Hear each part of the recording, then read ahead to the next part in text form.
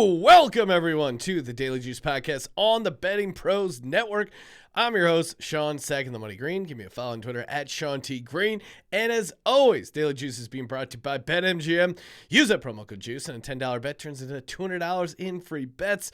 Either team scores a touchdown, good for college and pro. Restrictions apply. Hey, let's get to it. 3-0. Don't call it a comeback. Of course, no 2-unit plays in here, just all little tiny 1-unit plays. See, that's a classic gambler mindset. I'm like, I went 3-0, awesome. But I should have parlayed those. Should have had 2 units instead of 1. Hey, that's gambling though. It's fun. Let's get to it. Got big college football slate. I do not have a pick on the World Series. I'll save my pick for Game 7. I do have a pick on the Breeders' Cup as well, so we'll get to that at the end. First off, let's get to the recap. Chicago Bulls only lost by 4 points. Nice little back and forth game against the Celts, so they easily covered the plus 7.5.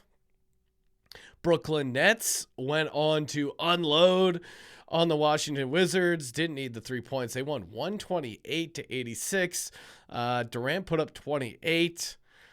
I kind of the best they've looked all season. I mean, some of that is on the Wizards, but man, no Ben Simmons, no Kyrie Irving, no problem for the Brooklyn Nets team. I know everyone is really following the Ben Simmons knee injury. Did you guys hear this? He injured his knee.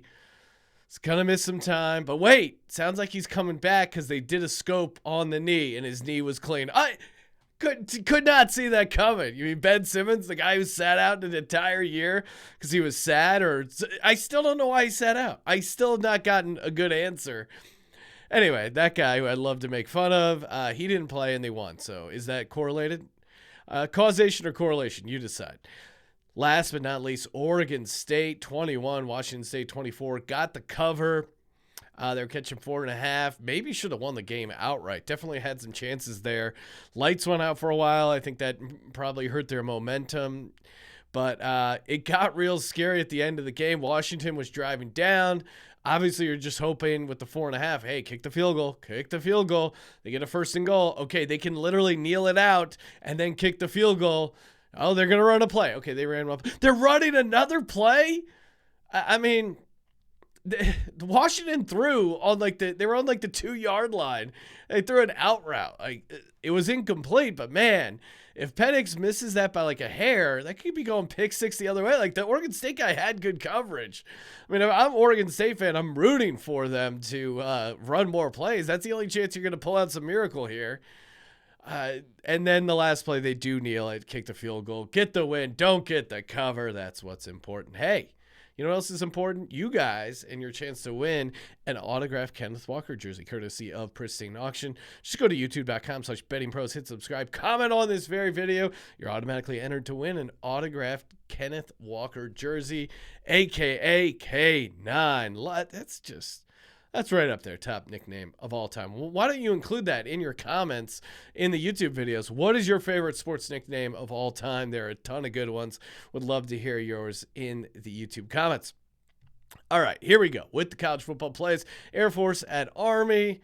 I think me and every other better in the content game. Again, do I sound like a loser calling myself being in the content game? Sure, but Army at Air Force under 40.5. Get that over on DK. It's on a neutral field. 2-unit play for me.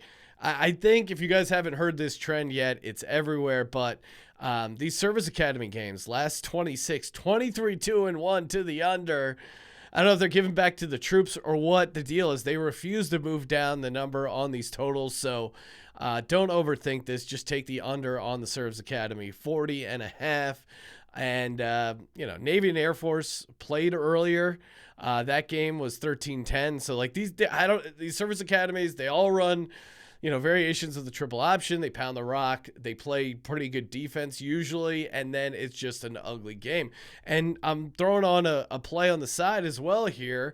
I'm going to take Army +7 as well for the game. Again, it's an ugly, grinded out game. 7 points is it really goes a long way in Service Academy football. Air Force is the better team, but it really, every sort of cliche you can throw out applies to these games. Throw the record books out the window. And it's true because it doesn't matter how bad Army is. They show up. This is their Super Bowl, and Air Force is slightly more a finesse team than Army. Air Force has a really good defense. Again, why I like the under as well. But Army's had their number of past 2 years. They've beaten Air Force outright, even when they're the worst team. So I like Army +7. Again, this is like 14-13, 17-13. So yeah, give me Army +7 and the under 40.5. Moving over to the SEC. Liberty catching 14.5 at the Arkansas Razorbacks. I'm all over that. Get that over on BetMGM. Maybe I'm a sucker, but Hugh Freeze to me is just a good coach. He's on his 4th quarterback of the season, or had to play 4 different quarterbacks this season, and they're just figuring out ways to win. 5-0 straight up in their last 5 games. Now, people look down at Liberty because they've played like Gardner-Webb close and some of these other teams, and you think like, oh, Liberty's trash, but Liberty also plays up to the competition. They just destroyed BYU by 27 points, which is crazy for a team like Liberty to do that to BYU. I mean, again, some of that's on BYU, but Liberty gets up for big games, and I think this is a big spot for them. And matchup-wise, I think they really match up nicely to them. Again, I think they're going to be able to move the ball enough to make this a contest, and Arkansas likes to rely on the running game. Liberty has a strong rush defense, allowing only 3.7 yards per carry. So give me Liberty +14.5. Hey, you know how we talk about public dogs having fleas? Well, you better grab a flea collar because I am on Tennessee here, catching 9. It's up to 9 at Georgia. You can get that over on PointsBet, 2 units as well on that. Me and everyone else in the betting public is on Tennessee here. I just can't fade Hendon Hooker right now. I mean, he is just too good. He's too fun to root for. They put up 52 against Bama. Now, I know Georgia's secondary is better, but I think Tennessee's even playing better than they were against Alabama. Tennessee is 4-1 ATS against ranked opponents this season. I know Georgia destroyed Oregon, but other than that, I just think Tennessee is going to be able to make this a close game. Hendon Hooker has his Heisman on the line here. He has a good game here. I mean, they may as well, start putting his name on the trophy.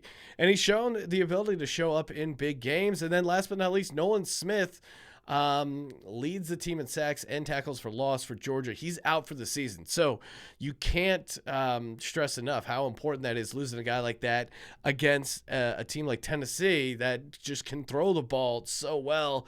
I know public dogs have fleas, but I don't care here. Give me Tennessee +9. Hey, bonus pick for the Breeders' Cup Classic. You guys got to get down a little horse racing. Horse racing not necessarily my forte, but being a sports handicapper, you got to have a horse guy, right? I got 2 horse guys. Trust them. Now they're all saying, hey, take the favorite fight line, and then work some some try boxes, some win play shows off of that. I'm just going dog here though, and my buddy horse guy, he's signing off as a decent dog here, 8-1 right now. We're calling it here on the night before, so maybe it'll close a little different, but we'll call it at 8-1. And you can actually bet the futures usually on these horse races. So give me Taiba at 8-1. It's a Bob Baffert horse. And if you're new to horse capping or horse racing, Bob Baffert, all this guy does is win Breeders' Cup. He's won 4 of them. He's not going to put Taiba out there unless he thinks that horse can win. Again, Breeders' Cup 2 is a very small field. So if anything happens to Fight Line, the massive favorite, little slow out of the gate, little slip of the hoof, who knows? I think Taiba is the horse to do it. And again, Bob Baffert, he does whatever it takes to get the job done. You saw he's been involved in some cheating scandals from time to time. I've won money on a Bob Baffert horse that was later accused of maybe taking some horse things it wasn't supposed to. The great thing is, after the horse wins and you get paid, if they find out later, they don't take the money back. So the little insider horse racing tip there. I like Taiba, good horse, and Bob Baffert, great trainer. So give me Taiba to win the Breeders' Cup Classic. That's that main race on Saturday afternoon today. There's a bunch of other races, but the Classic is like the main one. So give me Taiba at 8-1. Give me Tennessee +9. Give me Liberty +14.5. And give me Air Force at Army. Give me Army +7 and the under in that Air Force Army game under 40.5. So 2-unit plays on all the college football stuff, 1 unit on the 8-1 Taiba, and I will have a World Series pick for Game 7 coming up for you tomorrow, and of course, tons of National Football League. Hit me up in the Discord, bettingpros.com/chat. Always down to mix it up, answer your questions, talk picks, talk shop.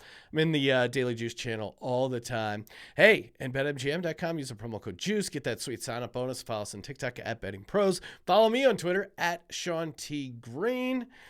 Check out my other show, the Sports Gambling Podcast. Just broke down full slate of games for the college basketball tip-off on Monday. So much action. Hey, guys, you know what to do. Subscribe, rate, and review. And as always, don't forget to let it ride.